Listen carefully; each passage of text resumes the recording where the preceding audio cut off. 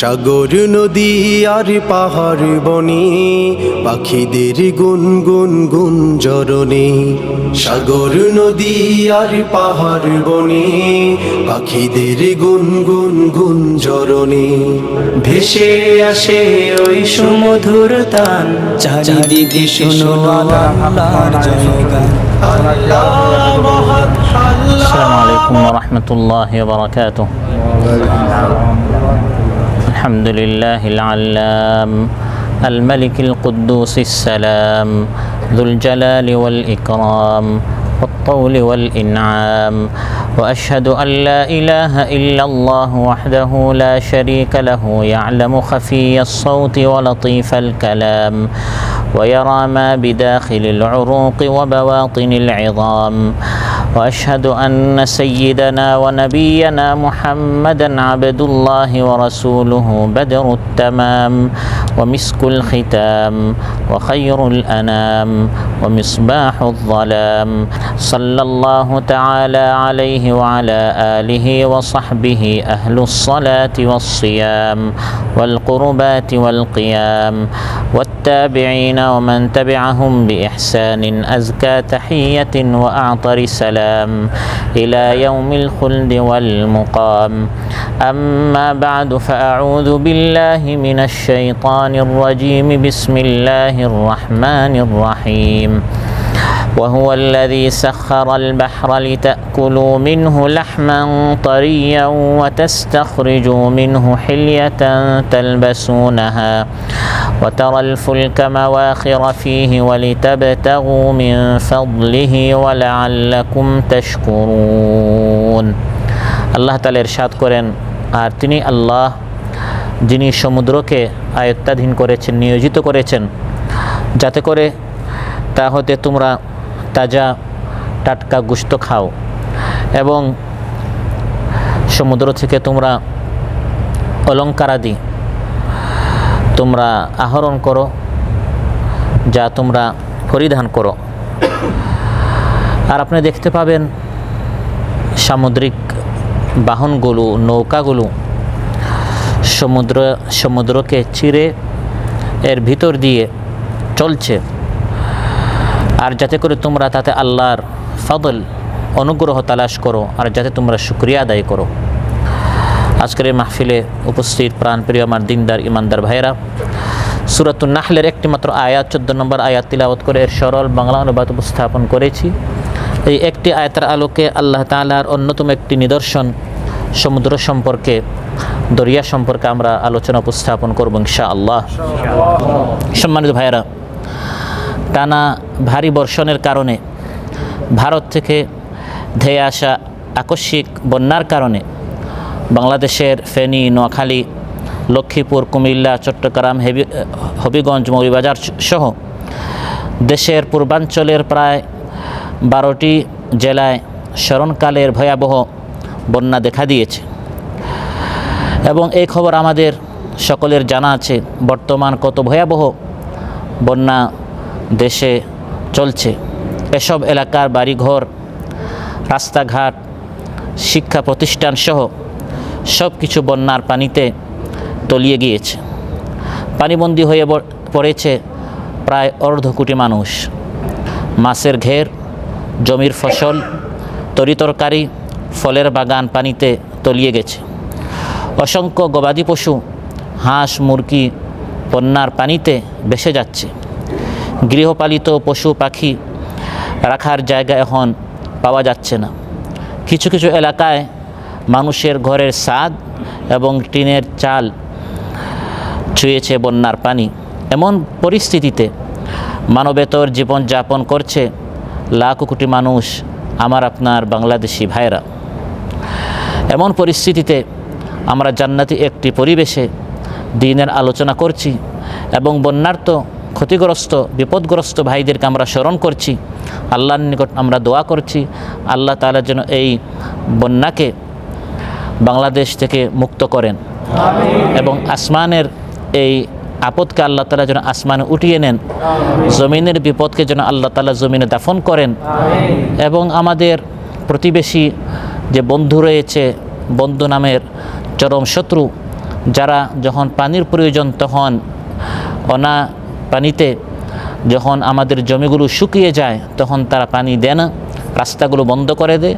আর যখন পানির প্রয়োজন নেই তখন পানি দিয়ে আমাদেরকে তারা মারতে চায়। আল্লাহ তাআলা এটারও যেন চূড়ান্ত একটি ফয়সালা করেন, আমরা দোয়া করি।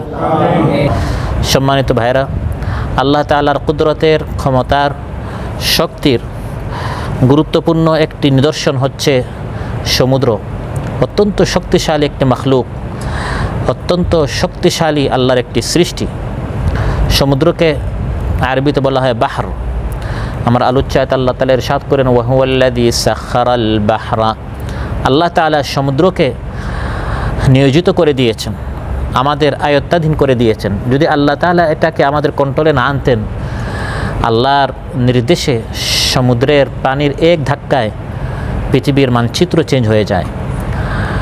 যখন জলোচ্ছ্বাস হয়, বন্যা যখন আসে, সমুদ্রের যে পানির যে মাত্রা আছে, নির্দিষ্ট যে সীমা আছে, এই সীমাটি যদি সে আল্লাহর হুকুমে লঙ্ঘন করে, আযাব স্বরূপ, শাস্তি স্বরূপ যদি আল্লাহ তাআলা মানুষের উপর সমুদ্রকে চাপিয়ে দেন, লেলিয়ে দেন, তখন এই সমুদ্র নিয়ামত না হয়ে মানুষের জন্য গজব হয়ে যায়, আপদ হয়ে যায়। সমুদ্র সম্পর্কে কোরআনে কারিমে আল্লাহ তাআলা বিভিন্ন আয়াতে আলোচনা করেছেন এবং এই সমুদ্র নিয়ে ভাবতে, চিন্তা করতে আমাদেরকে বলেছেন। 33টি স্থানে বাহার সমুদ্র শব্দটি এসেছে এক বচনে, 2 বার বিহার সমুদ্র সমূহ বহু বচনে এসেছে, একবার বাহরান দ্বিবচনে এসেছে, বাহরাইন 4 বার এসেছে। এভাবেই সমুদ্র সম্পর্কে আল্লাহ তাআলা বারবার কোরআনে কারিমে আলোচনা করেছেন। এবং যখন আল্লাহ তাআলা গভীরতা, কোনো জিনিসের বিস্তৃত এটা বোঝাতে চেয়েছেন, তখন সমুদ্রকে আল্লাহ তাআলা উদাহরণ হিসাবে উল্লেখ করেছেন। যেমন কোরআন অনেক ব্যাপক, কোরআনের জ্ঞান অনেক গভীর, এটা বোঝাতে কি আল্লাহ তাআলা সমুদ্রকে উদাহরণস্বরূপ এনেছেন। ওয়ালাউ আন্নামা ফিল আরদি মিন শাজারাতিন আকলামু ওয়াল বাহরু ইয়ামুদ্দুহু মিন বা'দিহি সাবআতু আবহুর মা নাফিদাত কালিমাতুল্লাহ ইন্নাল্লাহা আজিজুন হাকীম। আল্লাহ তাআলা বলেন, পৃথিবীতে যত গাছ আছে এগুলো যদি কলম হয়ে যায়, সব বৃক্ষগুলো যদি কি হয়ে যায়, কলম। আর পৃথিবীতে যত সমুদ্র আছে, এই সমুদ্রের সাথে যদি আরও সাবআতু আবহুর, আরও 7 সমুদ্র যোগ হয়, এই সব সমুদ্রের পানিগুলো যদি কালি হয়ে যায়, গাছগুলো যদি কলম হয়ে যায়, সমুদ্রগুলো যদি কালি হয়ে যায়, ওই 7 সমুদ্রের কালি দিয়ে পৃথিবীর সকল গাছ নামক কলম দিয়ে যদি আল্লাহর কোরআনের ইলম, কালিমাত, ব্যাখ্যা, বিশ্লেষণ, তাফসির করা শুরু হয়, কালি শেষ হবে, সমুদ্র শেষ হবে, গাছ কলম শেষ হবে, কিন্তু আল্লাহর কালিমার ব্যাখ্যা, বিশ্লেষণ, ইলম শেষ হবে না। তো আল্লাহ তাআলা সমুদ্রকে এখানে গভীরতার জন্য বুঝিয়েছেন যে সমুদ্রের মতো গভীর ব্যাপক এক মাখলুককে যদি ব্যবহার করা হয়, এই মাখলুক যত গভীর হোক না কেন, যত ব্যাপক হোক না কেন, যত মহা বড় হোক না কেন, সমুদ্রের পানি শেষ হবে, কালি হবে, কিন্তু আল্লাহর কালামের ব্যাখ্যা, বিশ্লেষণ শেষ হবে না। প্রিয় ভাইরা, সমুদ্র যদিও আল্লাহ তাআলার বিশাল এক মাখলুক, কিন্তু আল্লাহর সামনে অনুগত। মানুষ যদি একটু শক্তি পায়, আল্লাহর বিদ্রোহ হয়ে যায়, আল্লাহর হুকুম সে মানতে চায় না। কিন্তু সমুদ্র এত শক্তিশালী হওয়ার পরেও মুসনাদে আহমেদে এসেছে, রাসূল সাল্লাল্লাহু আলাইহি ওয়াসাল্লাম ইরশাদ করেন, মা মিন ইয়াউমিন ইল্লা ওয়াল বাহরু ইস্তাযিনু রাব্বাহু আন ইয়াগরিকা বানি আদম। সমুদ্র যখন দেখে যে এই বনি আদম এত দুর্বল, এই বনি আদম এত কমজোর, আমি সমুদ্র এত মহা হওয়ার পরেও আমি আল্লাহর সামনে আমি সারেন্ডার করে আছি, আল্লাহর হুকুম মানি, কিন্তু এই মানুষ কিভাবে আল্লাহকে বিদ্যাঙ্গুলি দেখায়, কিভাবে আল্লাহর হুকুম অমান্য করে, সমুদ্র এটা সহ্য করতে পারে না। যে আমি তো শক্তিশালী হওয়ার পরেও মহাশক্তিধর আল্লাহর সামনে আমি মাথা নত করে আছি, আর এই মানুষ একটু টাকা পয়সা পেলেই, একটু সে জওয়ানি এবং যৌবন পেলেই আল্লাহর হুকুম ভুলে যায়। প্রতিদিন সমুদ্র আল্লাহর নিকট অনুমতি চায়, আল্লাহ একটু অনুমতি দেন, আমি এই মানুষকে ধ্বংস করতে চাই। স্থলের উপর যদি সমুদ্র একটু চলে আসে, মহাবন্যা হয়ে যাবে, মহাপ্লাবন হয়ে যায়। আমাদের দেশে বন্যা হচ্ছে না, একটু সমুদ্র একটু যদি আল্লাহ ধাক্কা দেন, এক ধাক্কায় দেখা যায় মানুষ তছনছ হয়ে যায়, মানুষের ঘর বাড়ি সব বিধ্বস্ত হয়ে যায়। তো আল্লাহ সুবহানাহু ওয়া তাআলা সমুদ্রকে অনুমতি দেন না, বলে এই মানুষকে আরেকটু সুযোগ দেওয়া হোক, আরেকটু আল্লাহ ঢিল দেন, হতে পারে মানুষ তাওবা করে আল্লাহর দিকে ফিরে আসবে। কিয়ামতের দিন এই পৃথিবীতে যত সমুদ্র আছে সবগুলোতে আগুন লাগিয়ে দেওয়া হবে। কী লাগিয়ে দেওয়া হবে? আগুন। চিন্তা করুন, আপনার চারপাশে যদি আগুন লাগিয়ে দেওয়া হয়, সামান্য একটি ভবনে, একটি বিল্ডিংয়ে আগুন লাগলে মানুষ কতটুকু আতঙ্কিত হয়। সেখানে পৃথিবীর 4/5 হচ্ছে, পৃথিবীকে যদি 5 ভাগ করা হয় এর 4 ভাগ হচ্ছে সমুদ্র পানি, আর 1 ভাগ শুধু হচ্ছে স্থল। তো 4 ভাগে যদি আগুন লাগিয়ে দেওয়া হয়, ওয়াল বাহরিল মাসজুর, আল্লাহ তাআলা বলেন শপথ, তরঙ্গ বিক্ষুব্ধ তরঙ্গায়িত উদ্বেলিত সমুদ্রের, মাসজুর যেটাতে আগুন লাগিয়ে দেওয়া হবে, ওয়া ইদাল বিহারু সুজ্জিরাত, আল্লাহ সুবহানাহু ওয়া তাআলা শপথ করেছেন সেই সমুদ্রের নামে যার তরঙ্গ এত শক্তিশালী উদ্বেলিত হবে এবং আগুন লাগিয়ে দেওয়া হবে কিয়ামতের আগে, তখন মানুষের অবস্থা কী হবে।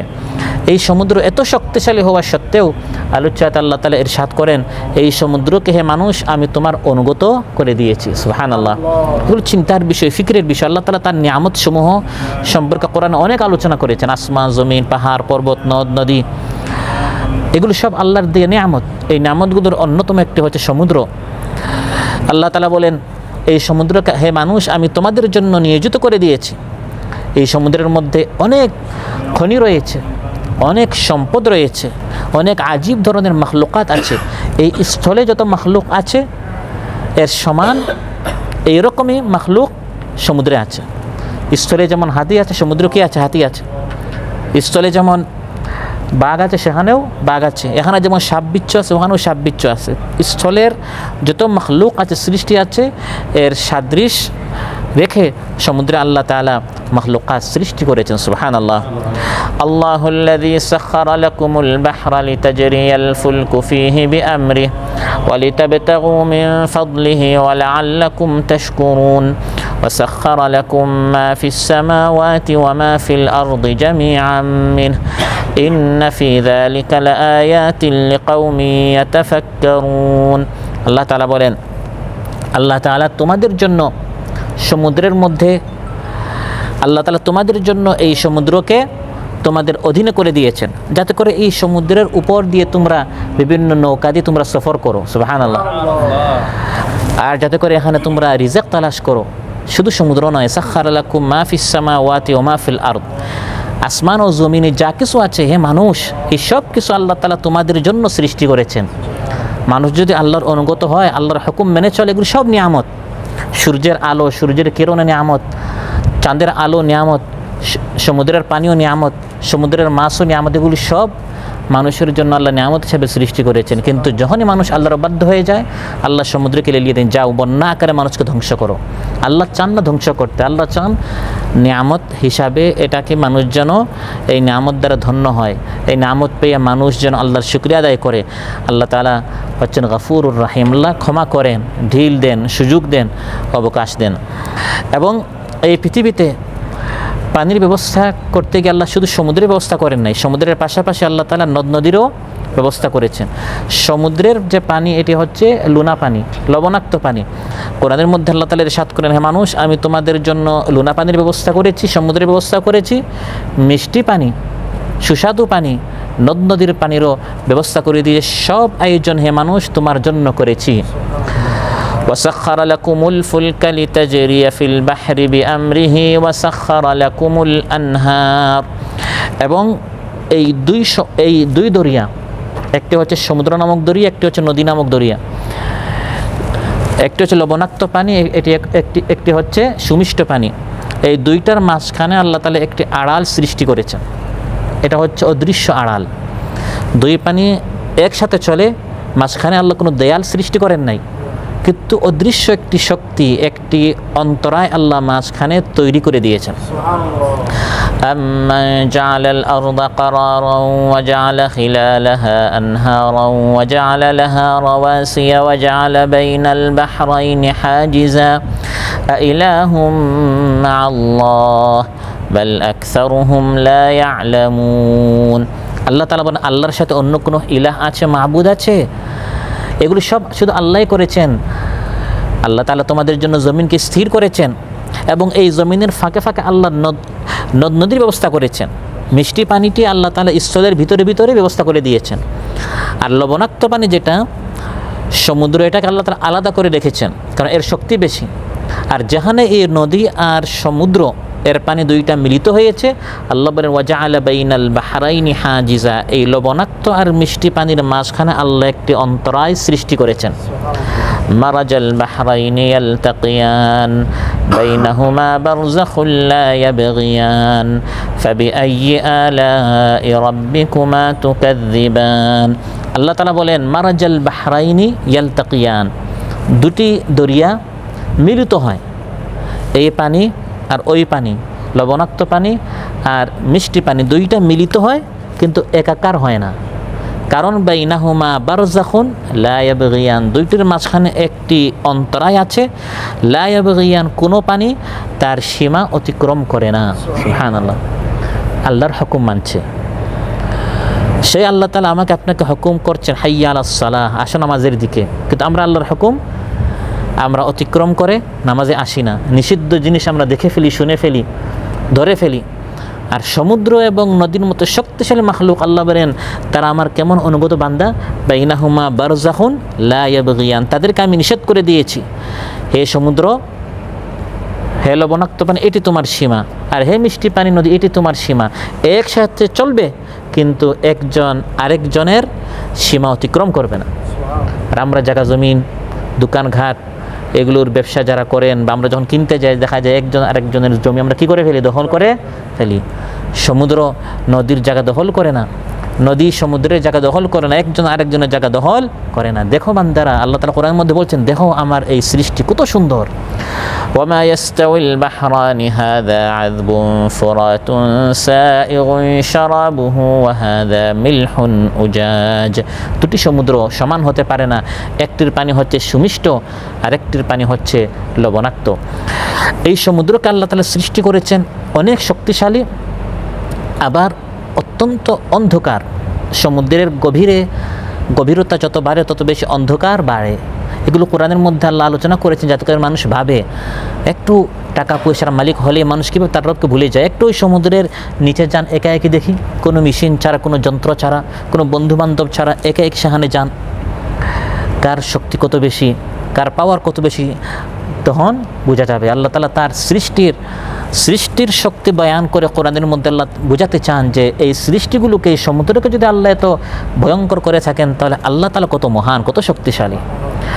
أو كظلمات في بحر اللجي يغشاه موج من فوقه موج من فوقه سحاب ظلمات بعضها فوق بعض إذا أخرج يده لم يكد يراها ومن لم يجعل الله له نورا فما له من نور। আল্লাহ তাআলা বলেন সমুদ্র গভীর একটি সমুদ্র, যার তরঙ্গের উপর তরঙ্গ। একটি সমুদ্র যখন গভীর হয় কত অন্ধকার হয়। আল্লাহ বলে ওই গভীর সমুদ্রের কাযুলুমাতিন, এর গভীরতা কত অন্ধকার, যখন তরঙ্গের উপর তরঙ্গ, ঢেউর উপর ঢেউ, উঠতে উঠতে এর উপরে হচ্ছে মেঘসমূহ। ইয়াগশাহু মাউজুম মিন ফাওকিহি মাউজুম মিন ফাওকিহি সাহাব, সেখানে অন্ধকারের উপর অন্ধকার, যুলুমাতুন বা'দুহা ফাওকা বা'দ, সেখানে গেলে ইযা আখরাজা ইয়াদাহু, মানুষ তার হাত বের করলে হাতও সে দেখতে পাবে না। এরকম শক্তিশালী মাখলুক আল্লাহ তাআলা সৃষ্টি করেছেন, কিন্তু আল্লাহ দয়া করে এই ভয়ঙ্কর সমুদ্রকে আমার আপনার অধীনে করে দিয়েছেন। সুবহানাল্লাহ। সমুদ্র যদি তাগুত বলা, সীমালঙ্ঘন করা, আল্লাহ তাআলা কোরআনের মধ্যে বলেছেন সমুদ্র যদি সীমালঙ্ঘন করে, তাগাল বাহার ইন্না লাম্মা তাগাল মা, যখন সমুদ্র তার সীমা অতিক্রম করে ফেলে আল্লাহর হুকুমে, তখন সে তার সামনে কোনো কিছু আর বাকি রাখে না, ঘর বাড়ি স্থল সব কিছু সে উড়িয়ে দেয়। কিন্তু এই বিশাল মাখলুককে আল্লাহ মানুষের জন্য নিয়ামত হিসাবে সৃষ্টি করেছেন, এবং এখানে নানাবিধ উপকারিতা মানুষের জন্য রয়েছে। এই সমুদ্রের ভিতরে আল্লাহ তাআলা মানুষের জন্য তাজা টাটকা গোশতের ব্যবস্থা করেছেন, অর্থাৎ মাছের ব্যবস্থা করেছেন। কোরআনে কারিমে আল্লাহ তাআলা গরুর গোশত, বকরির গোশত বা মুরগি এগুলোর প্রশংসা করেন নাই, প্রশংসা করেছেন মাছের।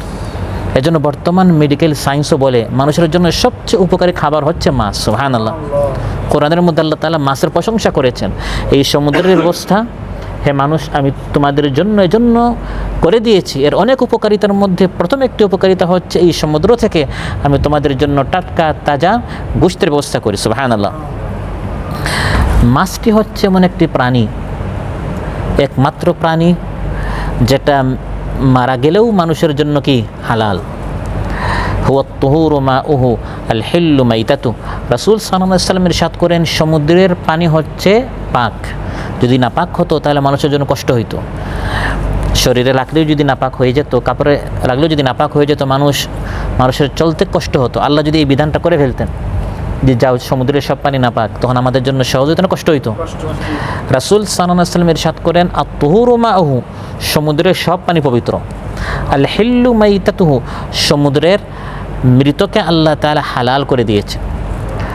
মাছ ধরে জবাই করতে হয় না। জবাই করতে হয় একমাত্র প্রাণী যেটা জবাই ছাড়া আমরা খাই। অন্যান্য প্রাণী এনে গলা কেটে কী করতে হয়? জবাই করতে হয়। এই মাছকে যদিও এটা আমরা শিকার করি, শিকার করার পর জবাই না করে আস্ত মাছ আপনি খেতে পারেন, মাঝখান থেকে আপনি কাটতে পারেন, কিন্তু গলা কেটে অন্যান্য প্রাণীর মতো এটা কী করতে হয় না, জবাই করে হালাল করতে হয় না। এটা এমনিতে হালাল হয়ে যায়। সুবহানাল্লাহ। আর স্থলের শিকার মাঝে মধ্যে হারাম হলেও সমুদ্রের শিকার পানির মাছগুলো কখনো হারাম হয় না। স্থলের যে শিকারগুলো আছে ইহরামের অবস্থায় এটা আল্লাহ হারাম করে দিয়েছে। যখন বান্দা হজ করতে যায়, উমরা করতে যায়, ইহরাম পড়লে বাঁধলে তখন স্থলের কোনো শিকার করা যায় না। কিন্তু সমুদ্রের শিকার আল্লাহ তাআলা ওই অবস্থায়ও হালাল করে দিয়েছে, কারণ সমুদ্রের প্রাণীর ফায়দা অনেক বেশি। وحل لكم صيد البحر وطعامه متاعا لكم وللسيارة وحرم عليكم صيد البر ما دمتم حرما واتقوا الله الذي إليه تحشرون। কিন্তু এই সমুদ্রের মাছকে আল্লাহ তাআলা মাঝে মধ্যে চাইলে হারাম করতেও পারেন না, পারেন না? আল্লাহ তাআলা মাঝে মধ্যে বলতে পারেন এই জাতির জন্য আমি মাছ থেকে রোজা রাখতে বলছি। আমাদেরকে আল্লাহ তাআলা রোজা রাখতে বলেছেন রমজান মাসের ফজর থেকে মাগরিব পর্যন্ত। এটা হচ্ছে আমাদের রোজা। রোজা প্রত্যেক উম্মতের উপর ছিল। কামা কুতিবা আলাল্লাযিনা মিন ক্বাবলিকুম, আল্লাহ বলেন তোমাদের উপর রোজা ফরজ, সিয়াম ফরজ, যেরকম আগের কওমের উপর কি ছিল? সিয়াম ছিল। কিন্তু সবার রোজার ধরন এক নয়। বনু ইসরাঈলের এক জাতির উপর আল্লাহ তাআলা রোজা ফরজ করেছেন এভাবে যে শনিবারে তোমরা সমুদ্রে গিয়ে মাছ মারতেও পারবে না, মাছ শিকার করতেও পারবে না। এটি ছিল তাদের রোজা। কিন্তু তারা এই রোজা কি হয় না, সফল হয় নাই।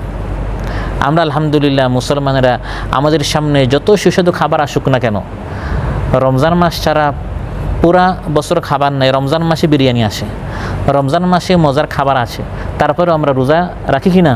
রাখি। কিন্তু ইহুদিদের সামনে পরীক্ষা আসলো। শনিবারে আল্লাহ বললেন তোমরা সমুদ্রে মাছ মারতে পারবে না, এটি ছিল তাদের রোজা। এখন শনিবারে মাছ আরও বেশি আসতো, বরং তাফসিরে আসে যে তাদের উপর সমুদ্রের উপর ভেসে যেত, যেমন তাদেরকে ডাকছে যে আমাদেরকে শিকার করো। আর যে রবিবার হতো পরের শুক্রবার পর্যন্ত তারা খুঁজে আর মাছ পেত না। এটা আল্লাহ পরীক্ষা করতেন যে আল্লাহর হুকুম তারা মানার জন্য প্রস্তুত আছে কিনা।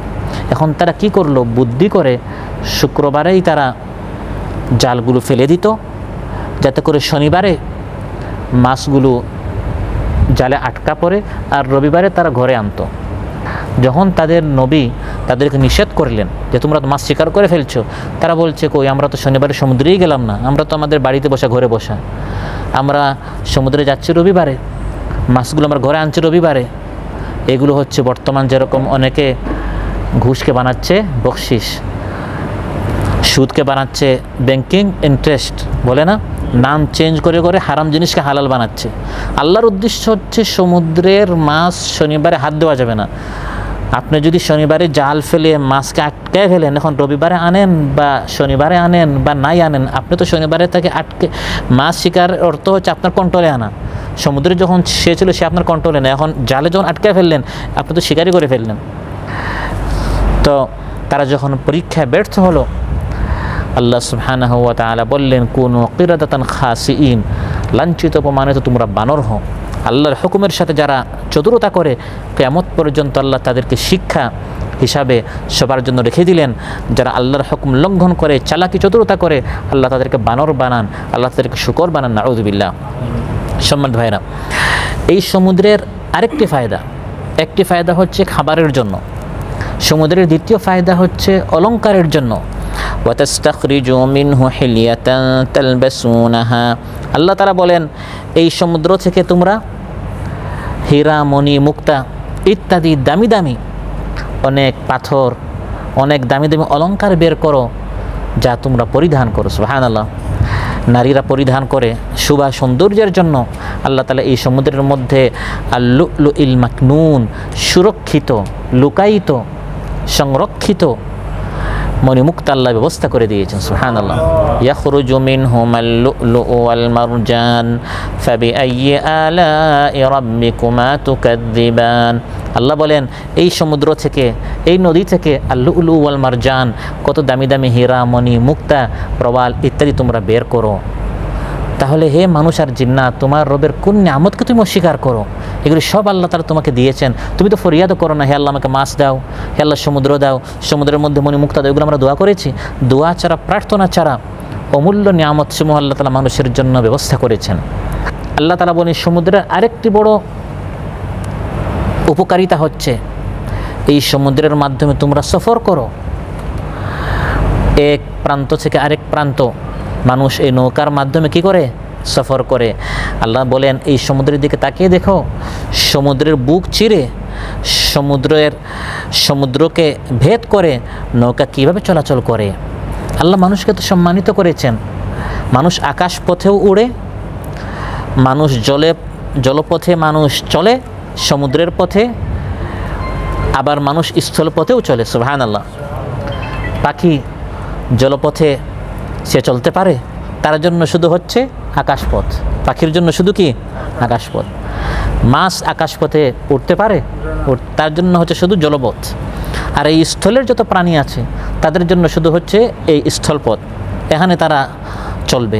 আর মানুষ সম্পর্কে আল্লাহ বলেন, হে মানুষ, ওয়ালাকাদ কাররামনা বানি আদম ওয়া হামালনাহুম ফিল বাররি ওয়াল বাহর, মানুষকে আমি সবচেয়ে সম্মানিত করেছি, তাকে আমি জলেও উঠিয়েছি, স্থলেও আমি তাকে সফরের ব্যবস্থা করে দিয়েছি। সুবহানাল্লাহ। অন্যান্য স্থলের প্রাণীরা যেরকম এই স্থলে চলে, মানুষ এই স্থলে তার গাড়ি আছে, ট্রেন আছে। আকাশপথে যেমন পাখি উড়ে, পাখি সারা জীবন উড়ে, আর মানুষ মাঝে মধ্যে উঠতে চায়, তাকে আল্লাহ এমন ব্রেন দিয়েছেন, পাখি এই মানুষের সাথে পারে না। যে সারা জীবন উঠছে সে পিছনে পড়ে যায়, মানুষ এই প্লেনের মাধ্যমে ওই পাখি থেকে কত সামনে চলে যায়। সুবহানাল্লাহ। আল্লাহ মানুষকে কত সম্মানিত করেছেন। আবার যারা সবসময় সাঁতরাচ্ছে, পানিপথে, জলপথে যারা সফর করে, সেই মাছকে পিছনে রেখে মানুষ এমন বিশাল বিশাল নৌকা মানুষ আবিষ্কার করেছে। জলপথে যারা চলে তারা মানুষের সাথে চলতে পারে না। সুবহানাল্লাহ। আল্লাহ বলেন এই ওয়াতারাল ফুলকা মাওয়াখিরা ফিহ, তুমি দেখতে পাবে আমি আল্লাহ তাআলা তোমাদের জন্য এই সমুদ্রের মধ্যে কত বড় বড় নৌযানের ব্যবস্থা করে দিয়েছি, নৌকার ব্যবস্থা করে, বাহন যেগুলো এই সমুদ্রে চলে, সমুদ্রের বুককে চিরে ভেদ করে কীভাবে চলে চিন্তা করো। যদি হঠাৎ আমি বাতাসকে বলি, হে বাতাস থেমে যাও, বর্তমানে অত্যাধুনিক যুগে মানুষ কত যন্ত্র আবিষ্কার করেছে, তারপরেও যন্ত্রগুলো যত অত্যাধুনিক হোক, বাতাস ছাড়া কোনো জাহাজ চলতে পারে না। আগের যুগ তো মানুষ সম্পূর্ণ বাতাস নির্ভর ছিল, এছাড়া জাহাজ চলতো না, নৌকাগুলো চলতো না। আর এখন অত্যাধুনিক অনেক মেশিন আবিষ্কার করার পরেও বাতাস যদি একবারে জিরো হয়ে যায়, থেমে যায়, তাহলে এই সকল জাহাজ চলতে পারে না। কোরআনের মধ্যে আল্লাহ বলছেন, ওয়ামিন আয়াতিহিল জাওয়ারি ফিল বাহরি কাল আ'লাম ইয়াশা ইউসকিনির রিহা ফায়াযলালনা রাওয়াকিদা আলা যাহরিহি إن في ذلك لآيات لكل صبار شكور أو يوبقهن بما كسبوا ويعفو عن كثير। আল্লাহর শক্তির, কুদরতের, তাওহীদের একটি আয়াত নিদর্শন হচ্ছে পাহাড়ের মতো, পর্বতের মতো সমুদ্রে যে সকল নৌকা চলছে। সুবহানাল্লাহ। আল্লাহ এগুলো আল্লাহর শক্তির নিদর্শন। বিশাল সমুদ্রে পাহাড় পর্বতের মতো বিশাল বিশাল জাহাজ চলছে। আল্লাহ চাইলে বাতাসকে স্থির করে দিতে পারেন, স্তব্ধ করে দিতে পারেন। বাতাস যদি, বায়ু যদি স্তব্ধ হয়ে যায়, ফায়াযলালনা রাওয়াকিদা আলা যাহরি, তখন দেখা যাবে এই বিশাল বিশাল নৌকাগুলো আপন জায়গায় স্থির, এক কদম সামনে যেতে পারবে না। আল্লাহ চাইলে এই জাহাজগুলোকে, এই জাহাজের ভিতরে যে সকল মানুষ আছে আল্লাহর হুকুম লঙ্ঘন করার কারণে শাস্তিস্বরূপ আল্লাহ তখনই এই জাহাজগুলোকে ইউবিকুহুন্না বিমা কাসাবু, তাদের কৃতকর্মের কারণে সমুদ্রের নিচে ডুবাই আল্লাহ ধ্বংস করতে পারেন। কিন্তু আল্লাহ বলেন আমি এটা করি না কেন? ওয়াফু আন কাসীর, আমি কিন্তু অনেক মাফ করি। ওই সমুদ্রের পথে সফর করার সময়ও ফিল্ম দেখে, নাচ গান করে, প্লেন চলার সময় দেখা যায় এখন তো ওয়াইফাই ফ্রি, আগে যে সকল গুনাহ হতো না এখন গুনাহ কম না বেশি? অথচ গাড়ি অ্যাক্সিডেন্ট হলে মানুষ বাঁচার সম্ভাবনা আছে, কিন্তু প্লেন অ্যাক্সিডেন্ট করলে বাঁচার এই প্লেনটি, জাহাজগুলি সম্পূর্ণ আল্লাহর রহমতের উপর টিকে আছে। সামান্য ধাক্কা খেলে এই যে কানের ভিতরে আপনি গান শুনছেন, চোখ দ্বারা হারাম দেখছেন, এই অবস্থায় মারা গেলে রাসূল সাল্লাল্লাহু আলাইহি ওয়াসাল্লামের ইরশাদ করেন ইউবআসু কুল্লু আবদিন আলা মা মাতা আলাইহি, বান্দা যে অবস্থায় মারা যাবে এই অবস্থায় কিয়ামতের দিন উঠবে। এখন যদি আপনি মারা যান আপনার অবস্থা কী হবে? আল্লাহ তাআলা বলেন এগুলো আল্লাহর কুদরত। আল্লাহ সুবহানাহু ওয়া তাআলা সমুদ্রের ভিতরে পাহাড়ের মতো জাহাজগুলোকে আল্লাহ তাআলা টিকায় রাখেন। আল্লাহ তাআলা চাইলে হালকা ছোট্ট নৌকাকেও বাঁচাতে পারেন। আর যদি কোনো নৌকাওয়ালারা, কোনো জাহাজওয়ালারা অহংকারী হয়, টাইটানিকের মতো বিশাল বিশাল জাহাজকে আল্লাহ ডুবাতে পারেন। যেমন পৃথিবীতে একটি প্লাবন আসছিল, আগেও এরকম বন্যা হয় নাই, ভবিষ্যতে এরকম বন্যা হবে না, সেটি হচ্ছে নূহ আলাইহিস সালামের জামানায়। আল্লাহ তাআলা বলেন ইন্না লাম্মা তাগাল মাউ হামালনাকুম ফিল জারিয়া লিনাজআলাহা লাকুম তাযকিরাতাও ওয়া তা'ইয়াহা উযুনু ওয়া'ইয়া, যখন পানি তার সীমা অতিক্রম করে ফেলল, কারণ নূহ আলাইহিস সালামের জামানায় আসমানের পানি জমিনের পানি মিলিত হয়ে গেছে, শুধু পানি আর পানি। নূহ আলাইহিস সালামের কওম ৯৫০ বছর নবীর কথা মানে নাই, নবী বদদুয়া করলেন, আল্লাহ বদদুয়া স্বরূপ বন্যাকে পাঠালেন, এমন প্লাবন হলো আসমান জমিন পুরাটাই পানি। তখন আল্লাহ বলেন আমি তোমাদেরকে ওই ৮০-৮২ জনকে নৌকায় আল্লাহ উঠালেন। এবং এই নৌকাটি কিসের ছিল? আল্লাহ বলেন আলা যাতি আলওয়াহি ওয়া দুসুর, কাঠ এবং পেরেকের ছিল। কাঠ দ্বারা নির্মিত যে আপনার ঘরে খাট আছে, আলমিরা আছে, সামান্য ঘরে বন্যা ঢুকলে দেখা যায় এগুলো কী হয়ে যায়? নষ্ট হয়ে যায়, নরম হয়ে যায়, হালকা হয়ে যায়। তখন আমরা চিন্তা করি আমার খাটটি বোধহয় নষ্ট হয়ে গেছে, টেবিলটা নষ্ট হয়ে গেছে, চেয়ারটা নষ্ট হয়ে গেছে, পানি লাগলে এগুলো কী হয়? নষ্ট হয়। কিন্তু আল্লাহর কুদরত কেমন! সামান্য হালকা কাঠ এবং পেরেক দ্বারা নির্মিত একটি নৌকা নূহ আলাইহিস সালাম বানালেন, এবং সেখানে ৮০-৮২ জন আছেন। তাজরি বিহিম ফি মাউজিন কাল জিবাল, আল্লাহ বলেন তখন বন্যার কারণে যে মহাপ্লাবন হয়েছিল, সমুদ্রের মতো এই ঢেউয়ের মাঝখান দিয়ে এই ঢেউগুলোকে ভেদ করে এই নৌকা চলছে। সুবহানাল্লাহ।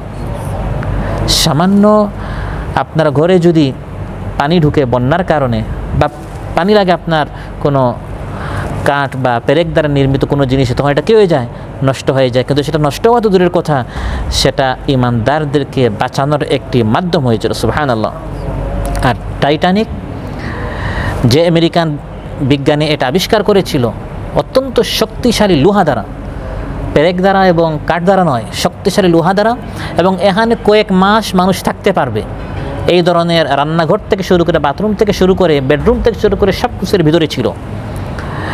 এবং এটা যখন তারা ছেড়ে দিল মহাসমুদ্রে এবং বলল পৃথিবীর কোনো শক্তি নেই এটাকে পরাভূত করার, হঠাৎ সব দিক থেকে এমন তরঙ্গ আসলো, আজ পর্যন্ত বৈজ্ঞানিকরা খুঁজে পায় না ওই টাইটানিক কোথায় গিয়েছে। অথচ বর্তমান গোটা বিশ্ব স্যাটেলাইট দ্বারা নিয়ন্ত্রিত, মানুষ যেখানেই যায়, কোনো জিনিস যেখানেই গুম হোক, স্যাটেলাইট দ্বারা এটা মানুষ বের করে ফেলতে পারে, কিন্তু টাইটানিক কোথায় আজ পর্যন্ত বিজ্ঞানীরা খুঁজে পায় নাই। আল্লাহ দেখাতে চান মানুষ যখন অহংকারী হয়, যত শক্তিশালী অত্যাধুনিক লোহা দ্বারা আবিষ্কার করুক না কেন, সমুদ্রকে আল্লাহ তাআলা ব্যবহার করে মানুষকে ধ্বংস করতে পারেন। আর যদি নূহ আলাইহিস সালামের মতো ইমানদারদের মতো বান্দা আল্লাহর অনুগত হয়, সামান্য কাঠ দ্বারা, সামান্য পেরেক দ্বারা নির্মিত একটি নৌকাও এই সমুদ্রের ভিতরে মানুষের জীবন বাঁচানোর একটি কারণ হয়ে যেতে পারে। সুবহানাল্লাহ।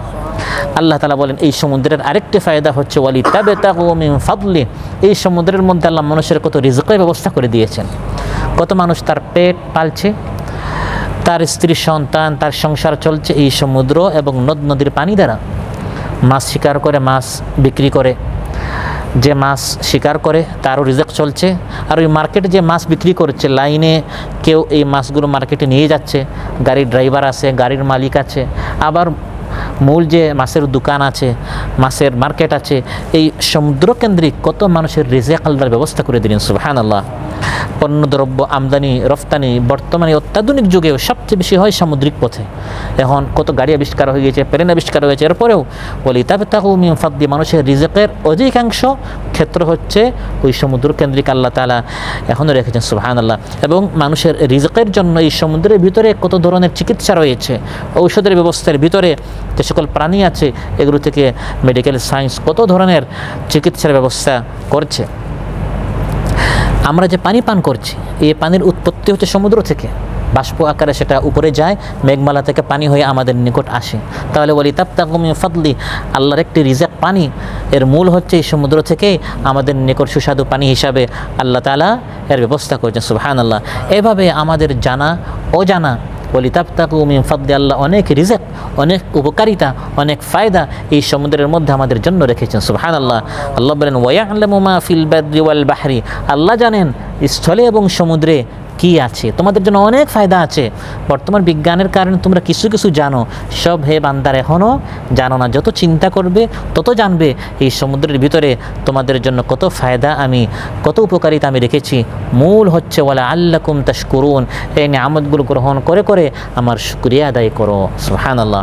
আল্লাহ খুশি হয়ে যান বান্দা আল্লাহর নিয়ামত গ্রহণ করে যখন শুকরিয়া আদায় করে। আর যখন অহংকারী হয় তখন আল্লাহ তাআলা নারাজ হয়ে যান। এমন নারাজ হন, আল্লাহ সুবহানাহু ওয়া তাআলা বলেন মানুষ কত অবাধ্য, মানুষ কত অকৃতজ্ঞ।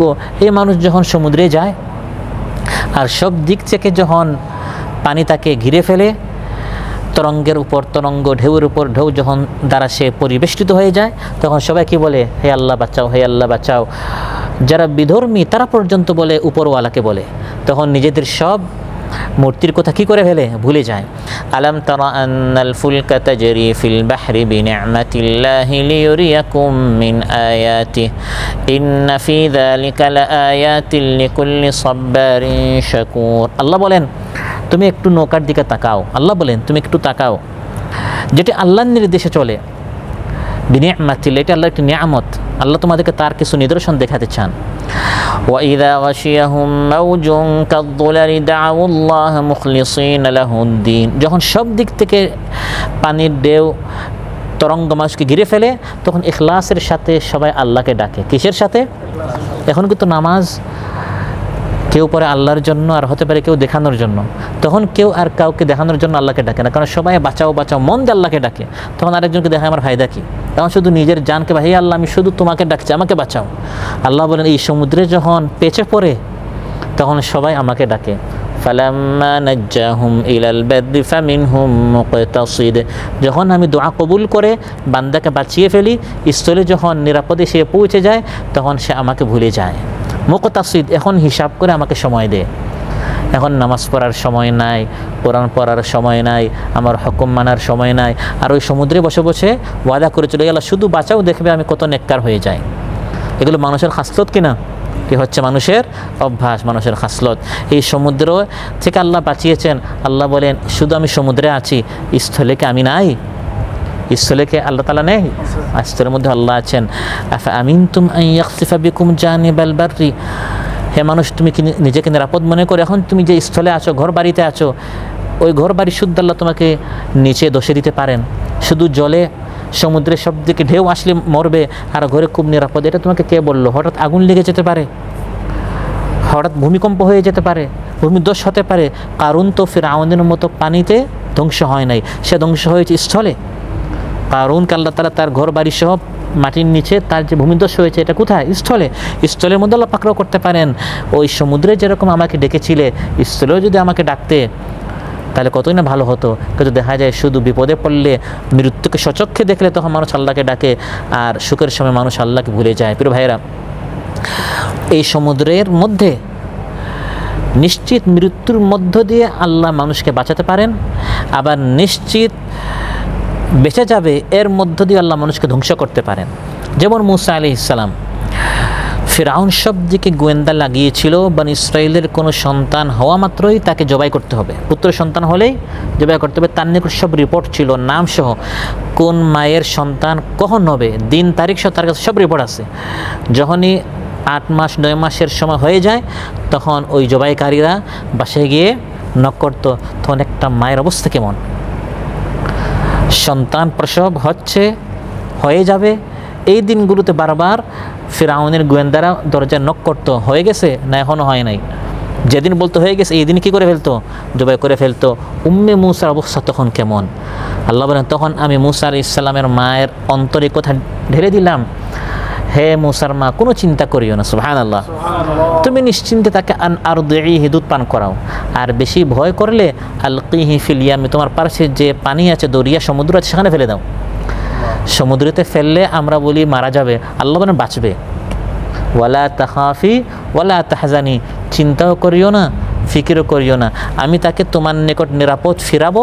শুধু মূসা হিসাবে না, ও জাইলুহু মিনাল মুরসালিন, সে নবী মূসায় ফিরে আসবে। এখন তো তোমার এক ছেলে মূসা, তখন সে নবী মূসায় তোমার নিকট আসবে। আর ফিরআউনের খাজানা থেকে ফিরিতে তুমি নিজে দুধ পান করাবে, কিন্তু তার খাজানা থেকে আমি এর পারিশ্রমিকের ব্যবস্থা করে দিব। সুবহানাল্লাহ। তিনি সমুদ্রে ফেললেন, ওই দিক দিয়ে আসিয়া দেখে ফেললো তাদের সন্তান ছিল না। মূসা আলাইহিস সালাম প্রত্যেকটা অজানা মহব্বত আসিয়ার দিল আল্লাহ ঢেলে দিলেন।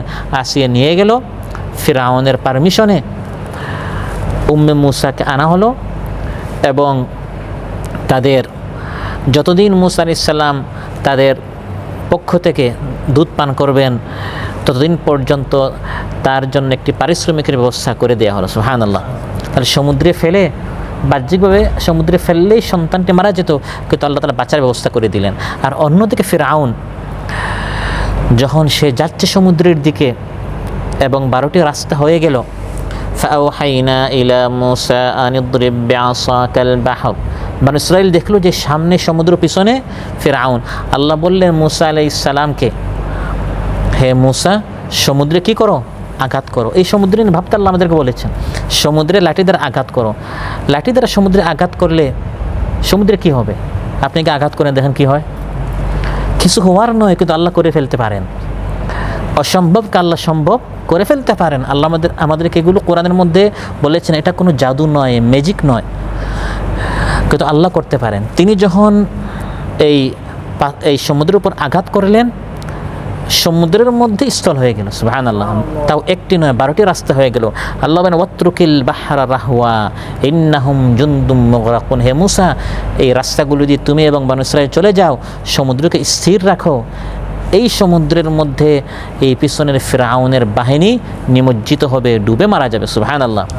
وإذ فرقنا بكم البحر فأنجيناكم وأغرقنا آل فرعون وأنتم تنظرون, হে বনী ইসরাইল, তোমাদের চোখের সামনে আমি সমুদ্রকে বিভক্ত করলাম, তোমাদেরকে বাঁচিয়ে দিলাম, আর এই সমুদ্রের মধ্যেই আগরাকনা আল ফিরআউন, গোটা ফিরআউনের বাহিনীকে আমি ডুবিয়ে ধ্বংস করলাম। প্রিয় ভাইয়েরা, আজকের আলোচনা থেকে যেটা আমরা জানলাম যে এই সমুদ্র ফিরআউনের মতো অনেকের জন্য পতনের কারণ হয়, ধ্বংসের কারণ হয়। আজও আমরা দেখছি বিভিন্ন দেশ, বিভিন্ন এলাকায় বন্যা আসছে, প্লাবন আসছে, কীভাবে আল্লাহ তাআলা কত জাতিকে ধ্বংস করছেন। আবার উম্মে মূসার মতো, বনী ইসরাইলের মতো আল্লাহ তাআলা অনেকের সান্ত্বনার, অনেকের খুশির কারণ হয়, অনেকের বাঁচার কারণ হয়। এই সমুদ্র নিয়ে আল্লাহ তাআলা ভাবতে বলেছেন। এই সমুদ্রের মধ্যে অনেকের রিজকের ব্যবস্থা রয়েছে, খাবারের ব্যবস্থা রয়েছে, অলঙ্কারের ব্যবস্থা রয়েছে, ভ্রমণ সফরের সুবিধা রয়েছে, অনেক ফায়দা, অনেক নিয়ামত দ্বারা ভরপুর একটি মখলুক আল্লাহ তাআলা সৃষ্টি করেছেন। এটা নিয়ে ভাবতে চিন্তা করতে আল্লাহ তাআলা আমাদেরকে বলেছেন। আল্লাহ সুবহানাহু ওয়া তাআলা আমাদের সবাইকে তার নিয়ামতগুলো নিয়ে, আয়াতগুলো নিয়ে চিন্তাশীল বান্দা হিসাবে আমাদেরকে কবুল করুন। আলোচ্য বিষয়ের উপর আমল করার তৌফিক দান করুন। আসসালামু আলাইকুম ওয়া রাহমাতুল্লাহি ওয়া বারাকাতুহু। সাগর নদী আর পাহাড় বনে পাখিদের গুনগুন গুঞ্জরণে, সাগর নদী আর পাহাড় বনে পাখিদের গুনগুন গুঞ্জরণে, ভেসে আসে ওই সুমধুর তান, চারিদিকে শোনো আল্লাহর জয়গান।